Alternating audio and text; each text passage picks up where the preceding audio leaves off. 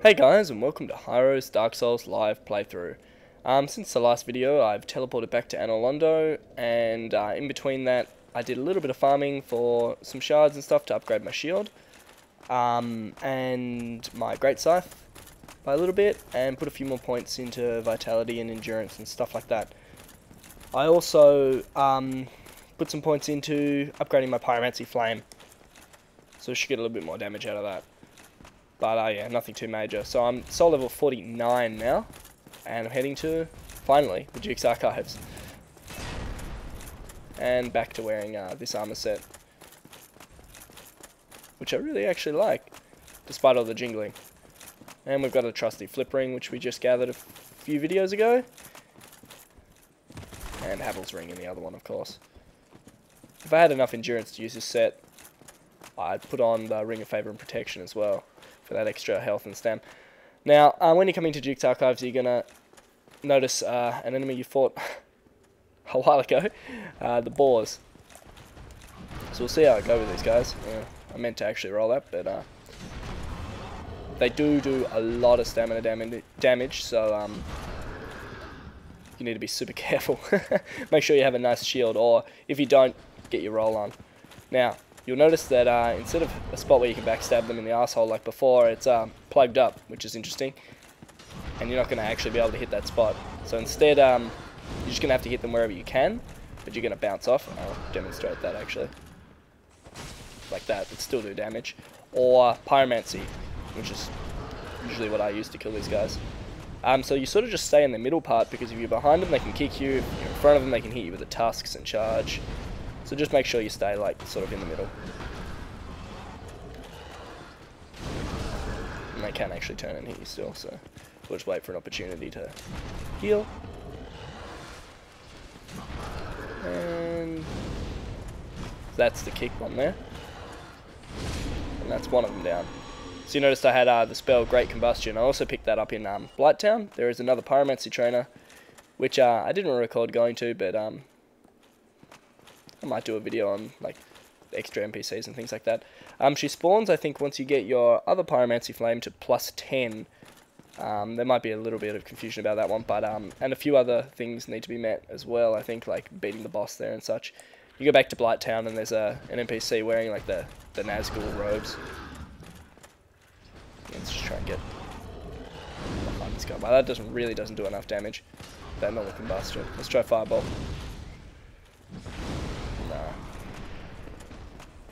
Alright, we're gonna have to melee this guy.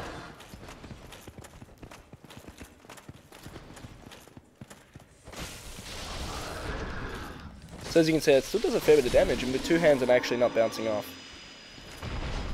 Things like the Zweihander also do a lot of damage to these guys. The boar helm. This is a wicked looking helm. Looks really ridiculous, especially if you're flipping. Alright, so now we've made it through the sort of induction to the Duke's Archives, I guess. See if we can spend any points. No, not quite. So we'll just leave that one. And we can head into the actual thing. This zone, I think, is probably, I reckon it's almost my favourite zone out of the whole game. Especially the first time I did it.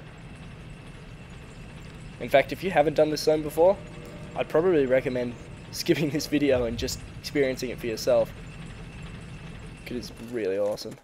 Now, the first thing to note about this zone is you're going to sort of, the enemy placement is really, it's a little bit tricky. They're always in spots where you're not going to be looking, so check corners and things like that, really, because if there's a corner, there's going to be an enemy behind it. It's usually the case.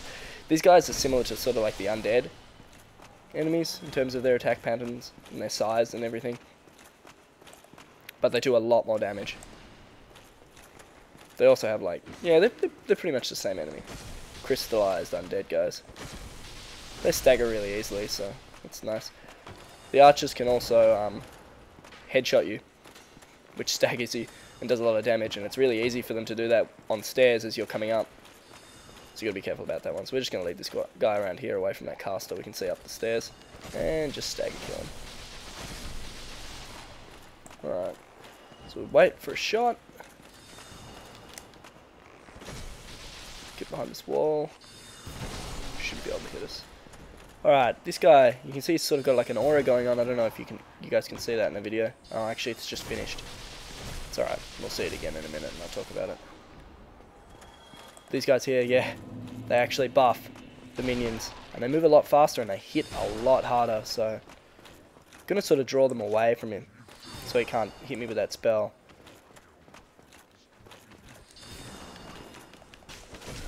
See how much that guy hit me for? It's half my health, I think, with that buff on, so got to be careful. And we're going to rush this guy down.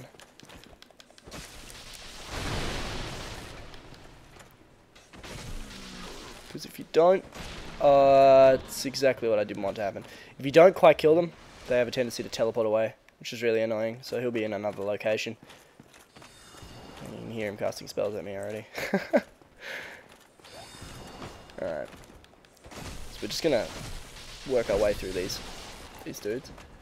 And as I said, yeah, there's guys everywhere, under the stairs, around corners, wherever you're not looking. They always like to come from behind you. And they're pretty easy to kill by themselves, but in a group, they can be really dangerous, especially combined with archers and stuff like that. So I can actually hear that guy buffing. And there he is at the top of the stairs. Now, I'm just going to sort of try and dodge that. And then just finish him off. Then I'll sort out these archers. If you head up those stairs too quickly, there's a guy on the left and a guy on the right that sort of come down and pincer you. Actually, no, a guy on the right and an archer on the left. So if you go for the archer, who you notice because, you know, he's shooting you, the other guy can come up and hit you from behind, which is what usually happens. But if you turn around to block that guy, you get hit by the archer. So we quickly finish that guy off. Get behind here and heal. Can't be too careful.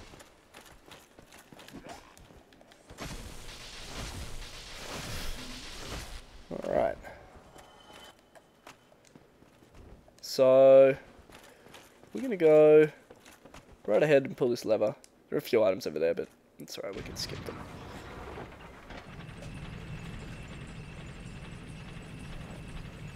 Just had to turn off the speakers on my computer because it's relaying the sound.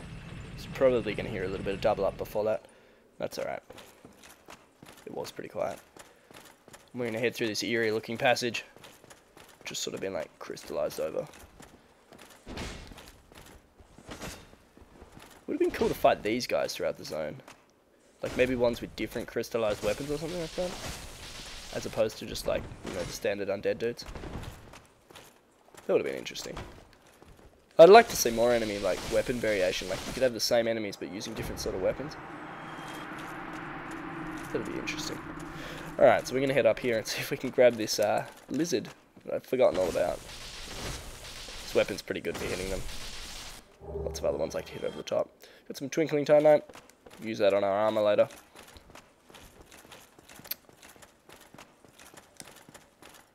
And we're going to head through this fog gate.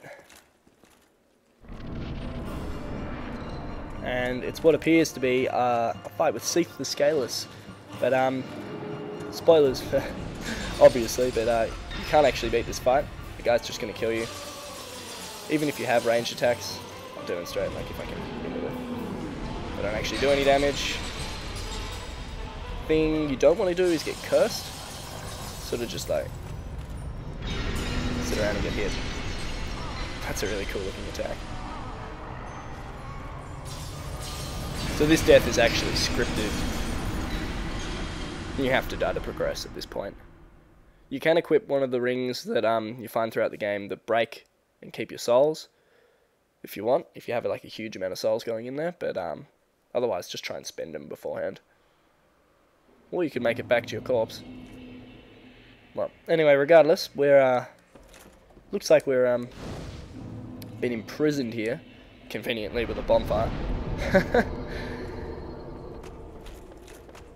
And we've been imprisoned with a few of these crystal dudes as well. So we're going to work on making our escape from this place. Let's see if we can... No, that's not going to work. Let's see if we can two-hand.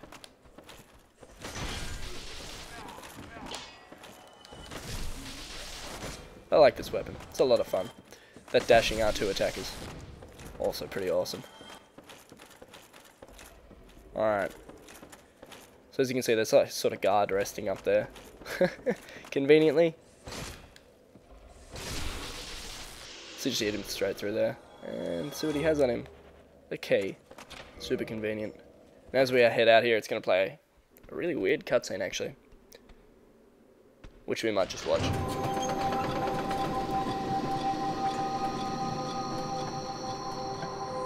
If anybody knows what that like sort of book playing music is all about, post in the comments, because I have no idea. So you see all these weird, like, slimy dudes, octopus guys come out, get released, I guess, by the alarm. And we meet some of our old friends from Sen's Fortress.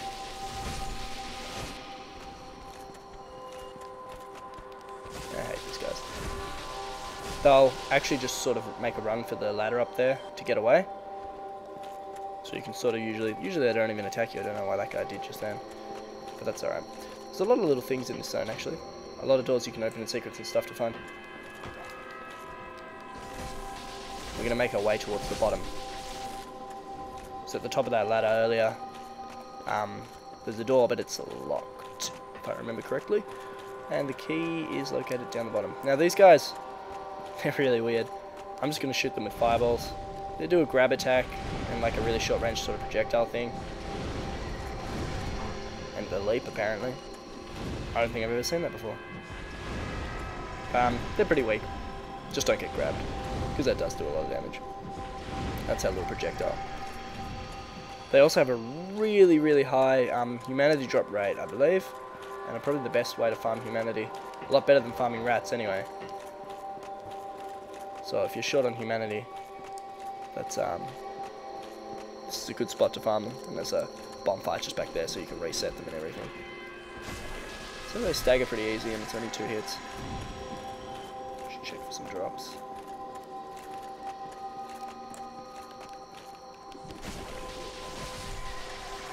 So a bit of a pushover. It's sort of more creepy than a threat.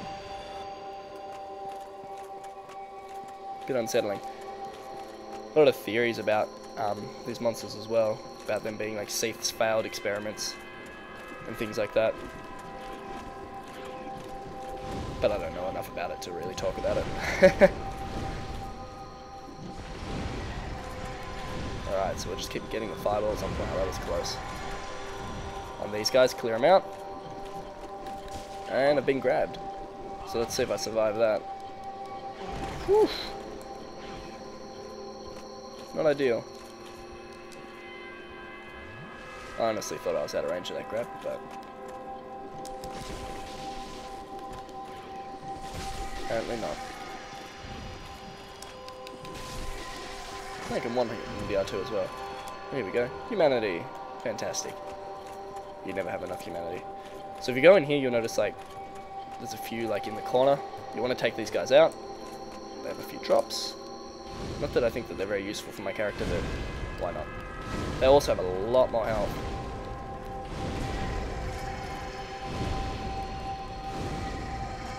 There we go. Soothing sunlight. And bountiful sunlight.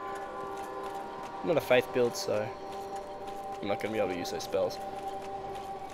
Now, let's see if we can find that key. There's a ladder around here if I remember correctly. Here we go. That armor set looks so weird with the hands wrapping around it. Alright, so when you get up here, you're going to get attacked by a few of these snake guys. I'm just going to heal while they apparently haven't noticed me. Oof, that wasn't a good idea. We might actually work on this caster first.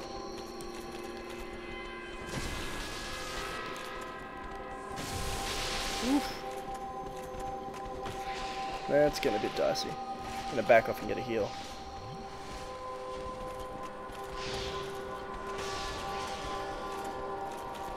See if we can get to that caster.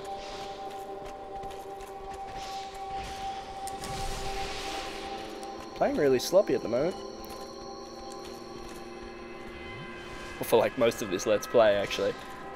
Talking and playing is a lot harder than I would have thought.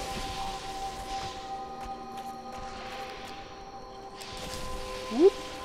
So that's my last Estus. Oh, this is the last guy I should have to fight.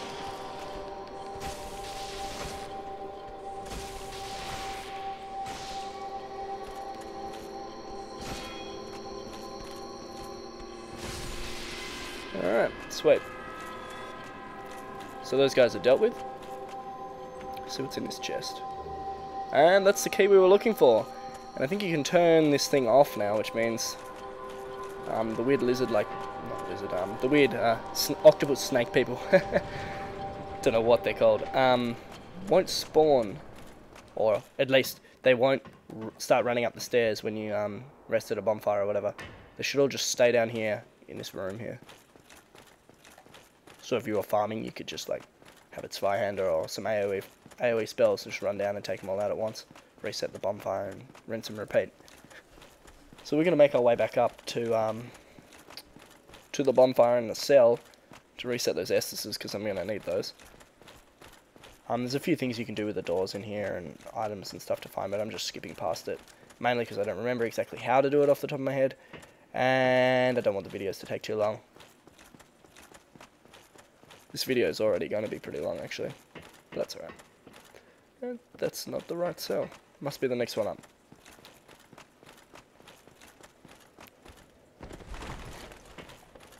Alright, sweet. So I'm going to cut this video here, just because otherwise it takes me forever to upload.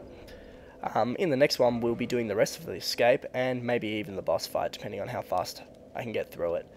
So, thanks for watching, guys, and I hope you enjoyed it, and tune in for the next one.